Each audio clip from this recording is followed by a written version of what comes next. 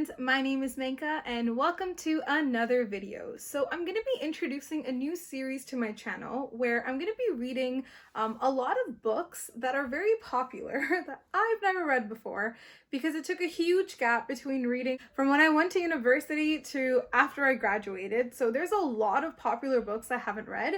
This happens to be one of the popular series I haven't read. So I'm going to be starting that new series and I'm going to be adding more videos to that. If there's a popular book that you've read, suggest it in the comments below just so I can get my hands on it and I can do my first impressions and review on it. All right. So today we're going to be talking about Shadow and Bone. So this has been really buzzing in the media because of the new Netflix adaptation of this. So I did read this last year and I was planning on doing a review for a really long time, but I had been stalling on it for a while, so that's on me. And I didn't want to read the other books because I wanted you guys to see all my impressions as I'm reading it, all of my predictions for the future books. I haven't been spoiled too much on what happens in the series. So yeah, it's going to be a spoiler review just because this book has been out for a while.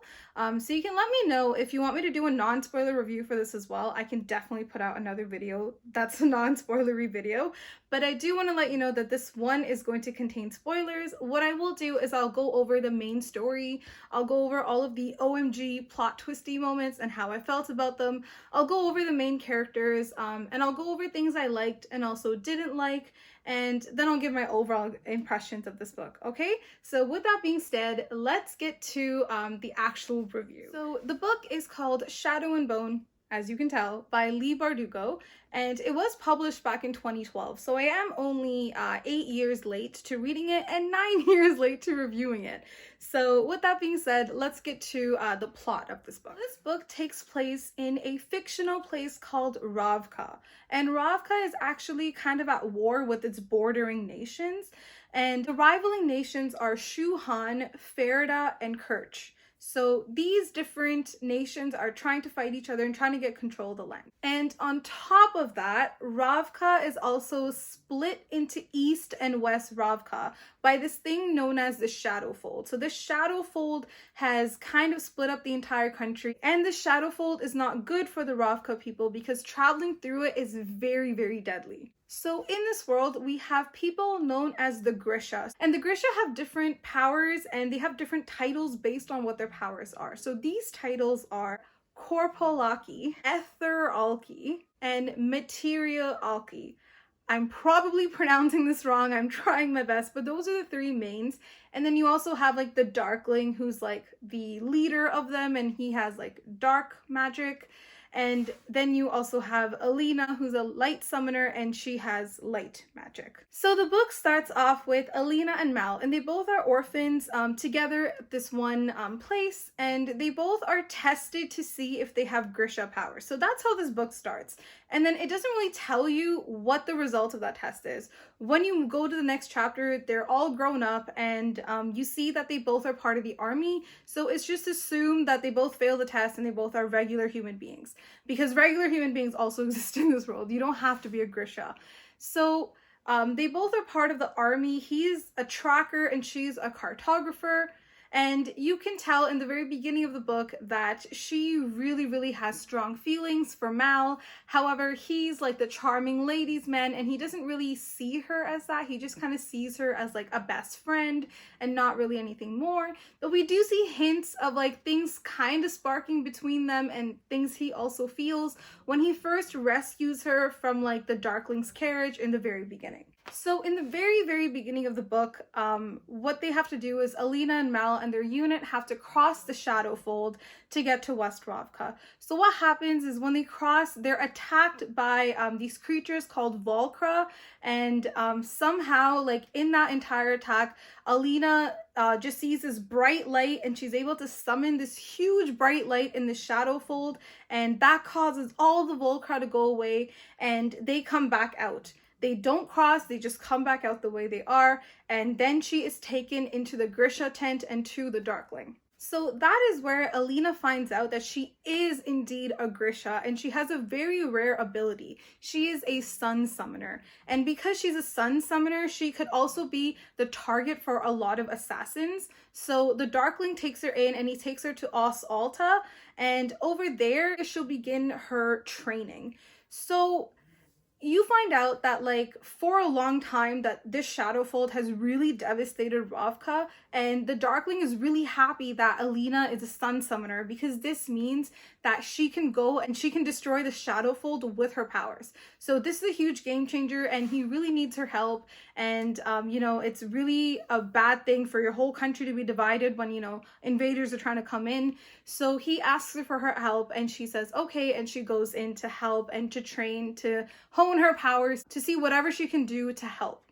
So in this time, you do kind of also get a little bit of chemistry between Alina and the Darkling. Like, this is also very alluded to, and she also feels it. You can kind of tell he kind of feels it too, because he does treat her differently than everyone else. Everyone else is kind of scared of him. He's the only person that wears black and stuff, and he's very serious around everyone else. But with her, like, you know, he makes jokes a little bit, and he's a little more different around her. So you do see a little bit of a, you know, love story kind of forming there as well. The Darkling is also super, super sassy, but as I said, he does genuinely seem to care about Alina.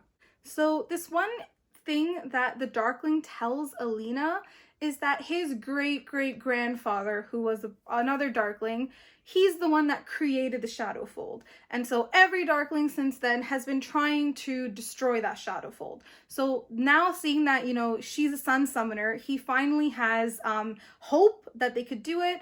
Plus, he sees that the age of Grisha seems to be coming to an end, because their enemies are developing these weapons that could end them forever. And because it's difficult to fight when your country is divided, his first goal right now is to defeat that Shadowfold and, you know, bring their people together and fight everyone off. So that's what he needs Alina's help for. So Alina agrees, obviously. Like, you know, if someone tells you, hey, our entire country and my race is going to be erased, can you help? Well, obviously she's gonna say yes. Like, who says no to that? So she agrees to, you know, do her best, and she agrees to start training. So she starts training with someone named Bagra and Botkir. So training is really grueling on her. She's not in shape whatsoever, and she finds it very difficult initially to be able to call her power. Also in this time, she hasn't heard from Mal at all. She writes him all these letters. She's feeling really lonely. He's still her best friend, even though she has feelings for him. She misses that best friend, and he hasn't written to her at all. So she feels very, very lonely, and then she ends up reaching this really, really low point. And it's only at that point that you realize that she had powers all along, and when they tested her and Mal when they were younger, they called for her powers, and she didn't allow her power to come forward, because she knew that if she did that, then she would be taken away from Mal. So she has always suppressed her powers to be close to Mal. And when she finally realizes that, she's able to completely unleash her powers and really, you know, gain control and really be able to, you know, express herself through her powers, because she's not holding herself back anymore. So as her training continues, the Darkling tells her that he's gonna find this mythical herd called the Morozovas herd. There's a white stag, and that's the thing you see on the cover. So this little stag over here has like the antlers. So he's trying to look for this, and these antlers have, you know, very ancient properties that help amplify power. So what he's going to do is going to find the herd, and he's going to kill this, and he's going to take the antlers so he can help amplify her powers, in hopes that, you know, once it's amplified, she'll be able to destroy the fold. So in order to track this ancient herd, he actually recruits Mal and his troop to do it. So this is now the first time that Mal and Alina will be seeing each other again in a very long time. So Mal tells the Darkling that, you know, they have spotted signs, and Mal is like a really, really good tracker. They haven't seen signs of this herd in a long time. So the fact that Mal is able to track it down, like, that really says a lot about how good he is in his role. So he tells the Darkling that he has seen signs, and they know where the herd is heading and where to find it. And at this point, Bagra tells Alina to run, and she tells her to run because Baghra is the Darkling's mother. What? She tells her that the Darkling is the one that actually created the Shadowfold, and what he's gonna do is put the antlers on Alina and control her and just increase and expand the Shadowfold. So she tells her that Alina must run away because they can't do this. And at this point, I was just like, what? Like, I had a feeling like the Darkling was a little bit sketch, but I was still like, you know, maybe, but I did not like see that, you know, his mom was Baghra and that she would tell her to run and all these things were gonna happen. This part I was like, oh my goodness. And of course Alina does run because, you know, who wants to be used as like a power slave for the rest of their life? Not me, not anyone else. So she runs and Mal finds her, and Mal says that, you know, they should track the herd together and she should put the antlers on herself and amplify her power herself, and hopefully that'll be enough to destroy the Shadowfold herself. So then at this point there's a lot of like camping, and it's kind of annoying. Like there's a lot of Alina and Mal scenes. Like they're like, it was cute to get more of them, but at the same time, like this part was kind of boring. But eventually they finally do find the herd, they find the stag, and like she's about to kill it, but she realizes she can't. Like she can't take another life, so she doesn't kill the stag. But at that exact moment when she decides not to kill it, the Darkling shows up and he kills it. And I was like, no, oh my god, no, like this is not good, this is bad. Like, and then they both get captured. And then at this point he puts the antlers on Alina, and he also tells her that he's going to execute Mal. So what he does is he takes Alina, he takes Mal, he takes a bunch of ambassadors from like Shuhan, Ferida, and Kirch, and they all go together into the Shadowfold because he wants to demonstrate something to them.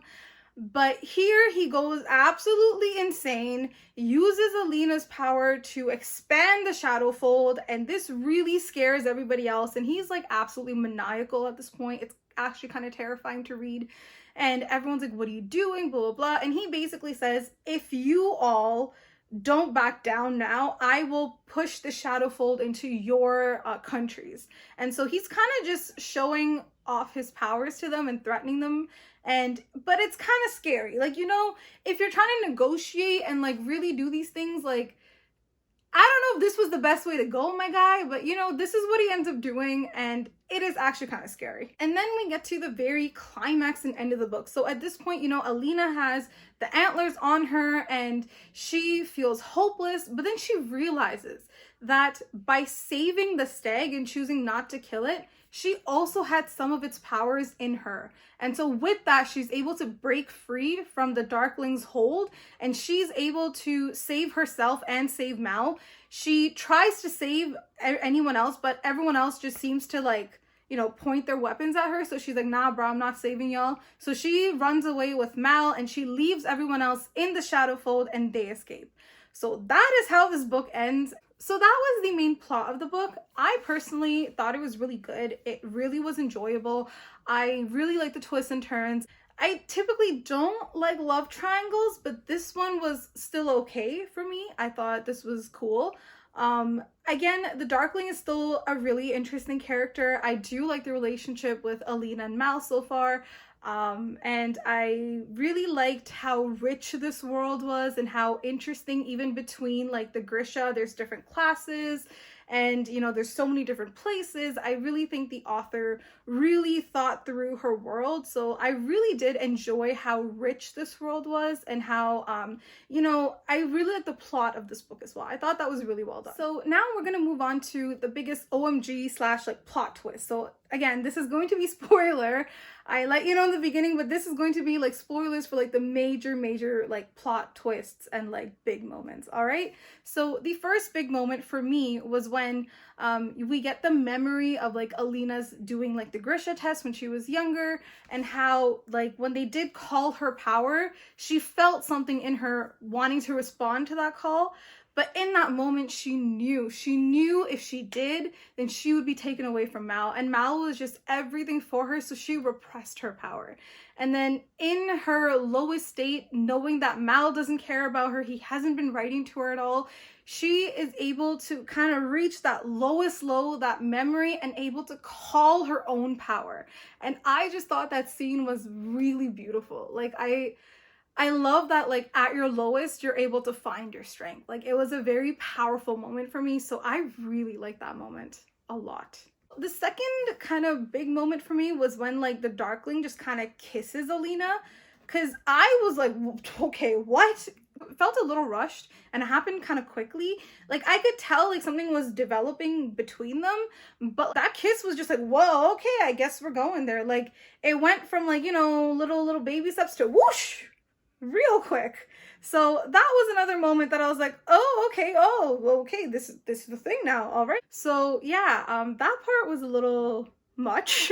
I really did think it was kind of rushed. So yeah, that moment was a lot for me. The third big moment for me was, you know, I talked about previously when Baghra reveals that she's actually the Darkling's mom and his real plans. I was absolutely shocked. I was like, for real?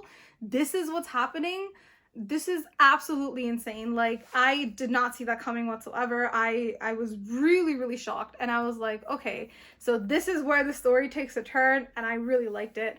I thought it was a great twist, and I was really happy because then it really shows why, you know, Baghra pushed her so much, why she wanted her to be reliant on her own power, and why, you know, she really helped her hone her skills and increase her abilities because she wanted Alina to be able to survive on her own. So I really did enjoy that. And I loved, like, seeing retroactively as to why Baghra was so hard on her. I thought it was really well crafted and really well written. The next moment, I thought, I don't know if this was an OMG moment, but when it happened, I thought it was cute. When Alina and Mal finally kissed, I thought that was a really cute moment. Like, they finally let all their feelings out and, you know, they kissed. I thought it was cute. You know, she's liked this guy for so long, and then he finally likes her back. Like, it's just one of those, you know, she gets the guy in the end kind of moments, and I was just really excited and happy. So I really like that. The next moment is when Alina chooses not to kill the stag, and then right away the Darkling appears and he kills it. I was like losing my mind in that moment. I'm like, no, he killed it.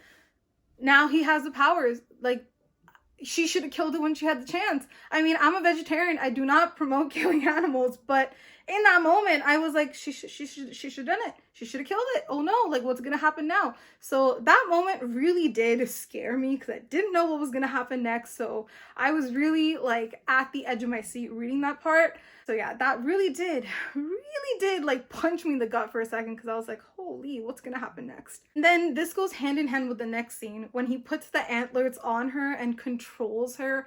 I was like, oh my god, no, it's over. Like, what do you do at this point? Like, he has fulfilled his plans. How can you get out of his control now? Like, oh, I was, because the magic system is vast, but it's still soft magic system, so we don't really know the complete rules. So I wasn't sure how she'd be able to get past this. But yeah, that part was really nerve-wracking and, like, really scary. As I was reading it, I was like, no.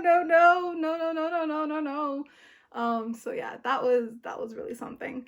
But I'm glad that it did end the way it did. And then obviously the next scene when she realizes she can break free and she saves herself and Mal, I was like, thank God. Oh my God. Like, that sigh of relief that I released, I had that sigh in since, like, you know, the Darkling killed the stag. I was like, oh my God, no. Like, is this one of those books where the bad guy wins in the end? Like, this isn't good. So I am glad that she realized she can control it, and now she has this amplifier. I was like, this changes the game. She's a sun summoner and she has an amplifier. Like, completely changes the game. And she can control it. She's not controlled by anyone else. So I thought this part was great. I really liked it. And then the very last one is when you realize what, like, the scar on her hand means. It's when she first realized she had, like, feelings for Mal, and that entire scene. My heart melted. Like, I thought it was a really cute scene, and I really did like it. They're, like, it's such a cute and pure and innocent kind of love story. So, you know, I really did like it. So I can't say anything more. It was something that warmed my heart, so I really liked it. So now I'm gonna go into the different characters. I'm only gonna go over the three main ones, which are Alina, Mal, and the Darkling. Maybe in the future books I'll go over some more, but let's start with Alina. So Alina is a girl who feels pretty average. Like, she doesn't feel like she's special in any way, and she doesn't feel like she's pretty or beautiful or anything like that. Like, she feels very average.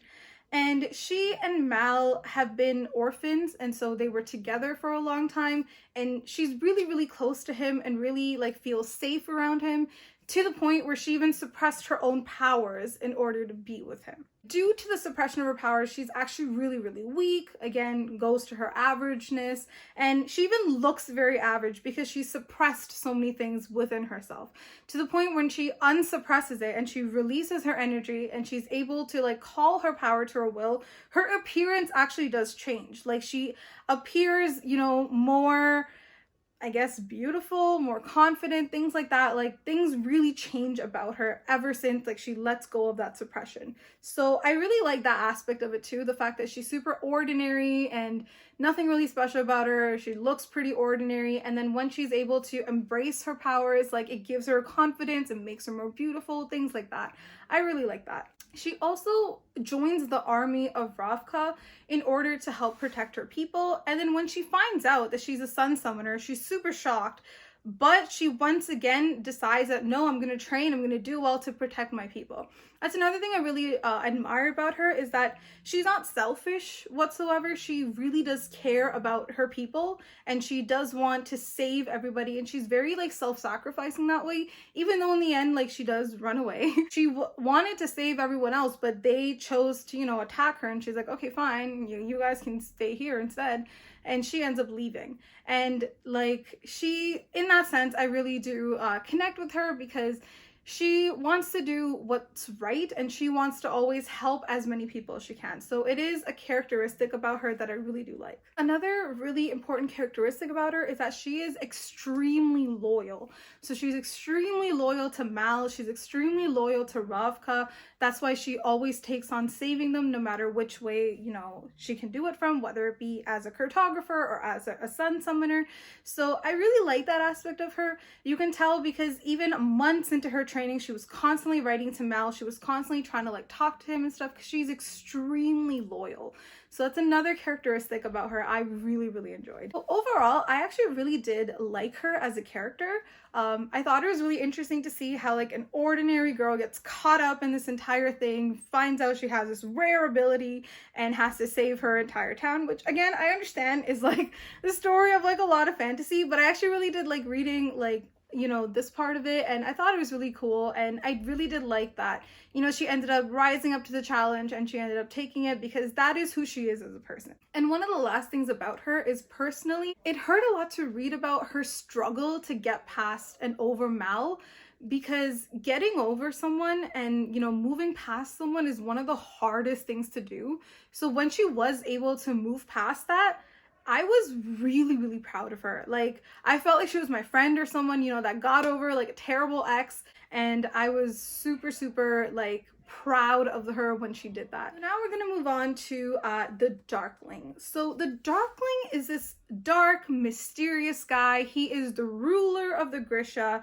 and he has like darkness powers plus like other interesting abilities that not all Grisha have. He's the kind of person who just kind of radiates power. So because he's in all black, he is super intimidating, and he has this aura about him that just commands respect and authority. And he's also able to articulate his words really well and explain his plan. So you can tell, A, he commands authority, and B, he actually is really well spoken. And this makes a pretty deadly combo, because he is able to use that to his advantage to manipulate and lie to Alina, so she will train and, you know, really bring up her powers, and then he'll be able to control her and do whatever he wants with her powers. However, at the same time, one of the interesting things about him is that in the beginning of the book, he seems to really genuinely care about Alina. Like, it feels like a really like, you know, good kind of love.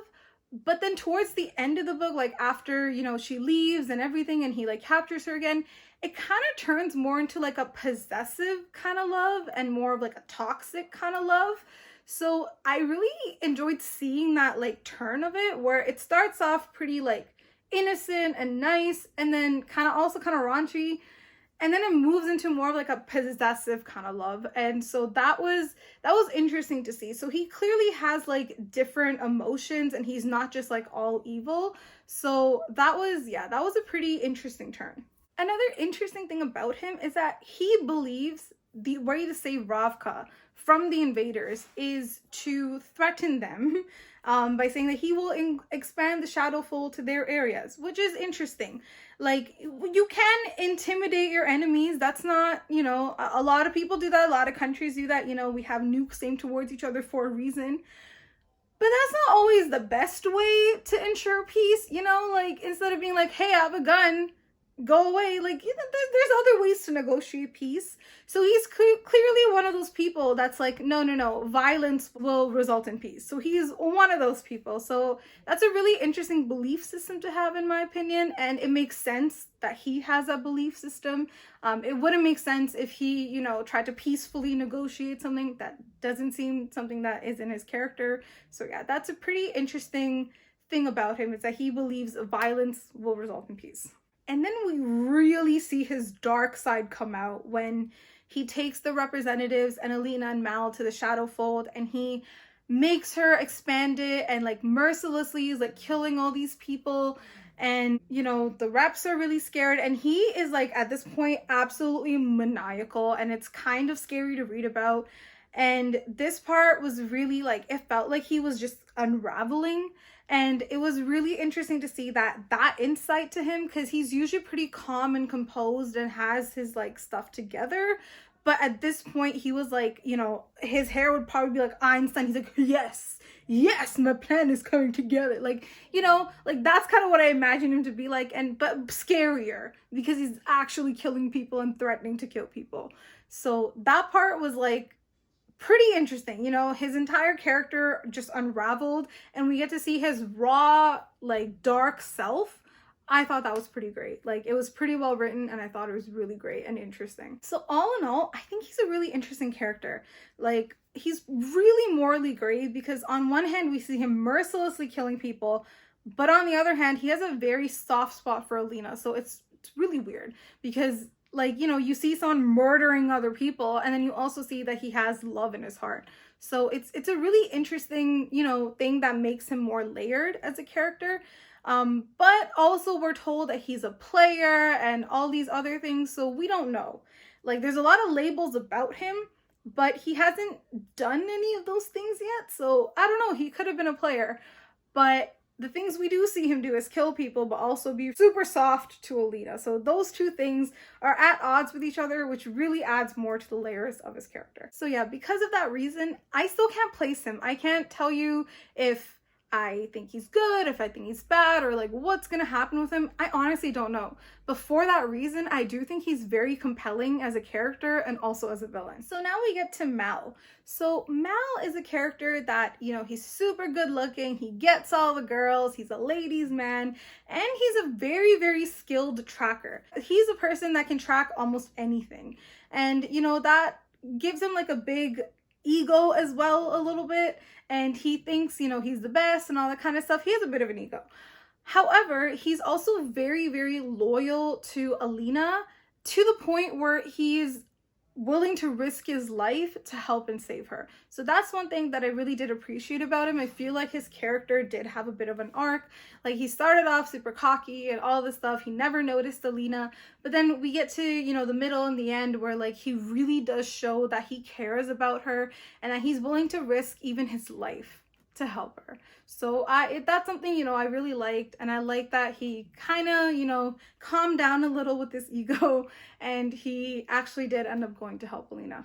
Another thing about him that I really liked is he's actually very selfless. So anytime he gets angry at Alina, he still cares about her, even to the point where when he's about to die, this man is about to be executed, and he's still caring about her, because she goes to see him and she's crying and stuff, and he's like, don't worry, everything's gonna be all right. Like, he's comforting her when this guy is about to die. Like, he's not like, I'm about to die, I'm gonna cry. No. He's like, I'm about to die, but I'm gonna tell you that you're gonna be okay and everything. Like, this man, like, holy, that scene for me really did it. And I thought he was a great character. I was like, whichever man I marry in the future, like this is what you need to do to me, okay? Like this is the level of like selflessness. Like I really appreciate that. So I really like that about him. Yeah, overall, there's not much else to say about Mal. There's not really much else in the book about him. But I really liked him. I really liked how he was to Alina towards the end of the book. I liked how he changed. I liked how he became selfless. And I liked, you know, his loyalty to Alina and everything like that. So I really did like him. I have seen a lot of Mal hate online, so I don't know what happens to him or his character, but I've seen a lot of it, and I've seen a lot of like Alina and the Darkling pairings, so there's a part of me that thinks maybe there'll be a couple by the end of the series. But right now, I don't really see that happening because I feel like Alina and Mal are like really good together, and I think they're good for each other right now. Like, I really do. So yeah, that ends up being my entire character analysis. So let's move on to the next part. So now I'm going to talk about the lingering questions I still have. So the first question, obviously, will be, is the Darkling still alive? Because at the end of it, we see he's still left back in the Shadowfold, and we don't know if he's alive. But just knowing the nature of things, he probably is. Like, this is a question I have, but he's probably still alive, you know?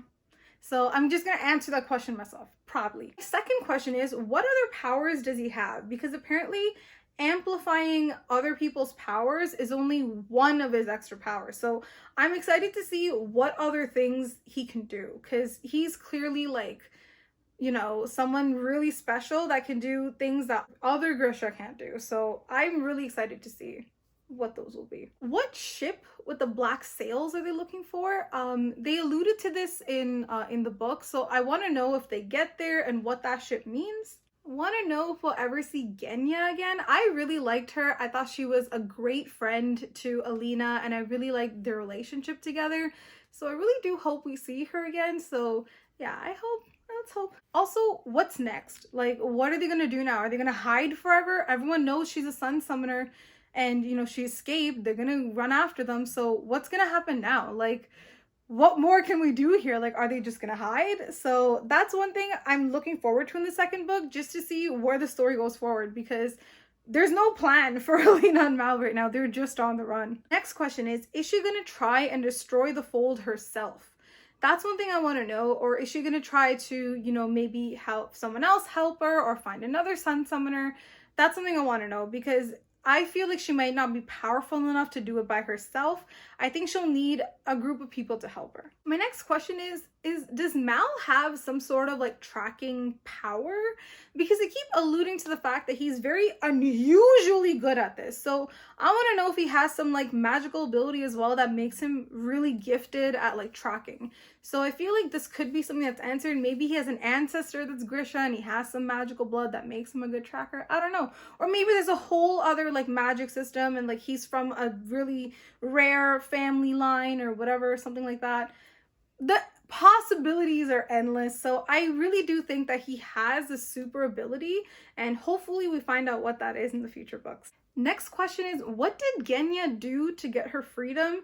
And what do those blue stitchings mean? Because we see that in the beginning of the book, like she's kind of just used by the queen to like perfect her face or whatever, and she's not really allowed to do anything else. But by the end of the book, she's given the blue robes, and so she clearly did something to get that. And I want to know what that was. So I hope we get that answered in the next book or the third book. So hopefully that's answered. Also, who's going to take over the throne now? The sick king or queen?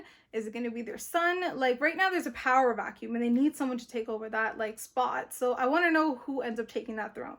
And lastly, what is the unspeakable things the corporality do? That's one thing I want to know, because they alluded to them doing some really unspeakable, gruesome things, and I want to know what they do. So those are all the questions I have so far. I hope they're answered in the next one. Now we're going to talk about the things I liked about the book. So the first thing I liked was the world building. I thought it was phenomenal. It was absolutely amazing, and I loved every aspect of it. I love that within the Grisha itself, they had different like tiers of people, because they had different types of powers. So if you had a certain power, you were higher than others. It was kind of hierarchical. So I thought that was really cool. It gave it a very like sophisticated societal feel. I just thought that was really interesting. Like, you could have just had, like, you know, everyone be equal, all the magic people be equal, but no, like, she gave it a proper, like, societal, you know, hierarchy. I thought that was really interesting, and it really added, you know, more richness to the world. So I really enjoyed reading about that, and I really want to get more into this world, and I can't wait to read the next book. Another thing I really liked, I really did like Alina and Mal's relationship. Like, they're so cute. Like, they have such a cute, like, love story, and he doesn't notice her in the beginning, but then he does, and then they get together, and they're so cute. Like, I love them so much, and I hope they stay together. I hope they don't ruin that relationship. We'll see what happens in the future. I am told everyone and their mother hates Mal, so let's see what happens, okay? I don't know what's gonna happen next, but in this book, I really did like their relationship. Another thing I liked is that the Darkling has the right idea about peace, but he has terrible execution. Like, it kind of gives me like Thanos vibes, where like Thanos has the right idea, but the way he goes about it is absolutely terrible. So that's what I feel with the Darkling, is that I feel like his heart is in the right place. It's just he goes about things completely off. And I think that's a really interesting like character flaw he has and character trait. So I'm excited to see how, you know, either he changes or he grows or he gets worse in the next book. It'll be great. Lastly, I really did enjoy Genya and Alina's relationship. It was a really cute, like, you know, female friendship. I loved it, and I really do hope we get to see more of it in the next book. And now let's move on to the things I didn't like. So there's only two things on this list. The first thing that I didn't like was the pacing of the book. It was kind of all over the place. Like, it's, you know, a couple weeks go by, and then like a couple days go by. It's a really weird pacing, and sometimes like it felt like a lot happened in those like months that go by or weeks that go by, and the characters also kind of just do a quick 180 in those times. So it was a little weird. That's one of the things that kind of threw me off when I was reading, is you'd read one chapter, then you get to the next chapter, and it's like 5 months later, and you're like, what? So yeah, that is a little weird, in my opinion. And the second thing I didn't like was just the chapters with like Alina and Mal just camping. Those are pretty boring in my opinion. I didn't really see much character development between them. They were just pretty much fighting and slash walking around the entire time. This part to me felt like it could have been like cut down a little. I was pretty bored the entire time reading it. So yeah, those are the two things I didn't really like. And now we're gonna go to the overall thoughts. So overall thoughts was, I really did enjoy this book. I really enjoy this world. I think it's crafted really well. I'm excited to see what happens next in this world. I'm excited to see what they do next, because right now we have no indication on what the hell's gonna happen next. So I am excited to see that. There were some things here and there, as I mentioned, that were a little weird, but overall, I really did enjoy this book.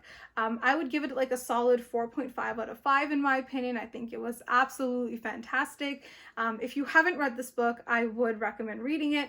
And I am really excited to see how Netflix is going to adapt this. I saw the trailer and it looked really good. It looked exactly how I imagined it would be. So I am really excited about that. So yeah, that is the end of the review, you guys. Let me know down in the comments below what you thought about this book. Did you like it? Did you like the series? I would love to know. Most people tell me that they liked the Six of Crows series more than the Shadow and Bone trilogy. But I'm gonna read both of them regardless. And I'm gonna read more books that are pretty popular that I haven't read, and the next one will definitely be the second book in the series. I can't wait to get to it. And yeah, so that's the end of the video. If you did like it, you can give this video a thumbs up. If you do want to see more of me, you can definitely subscribe to my channel. I have done previous unboxings as well as book reviews, so you can definitely go check that out on my channel. And that is the end of the video. I hope you guys all have a great day, and I hope you are all staying safe. Bye for now.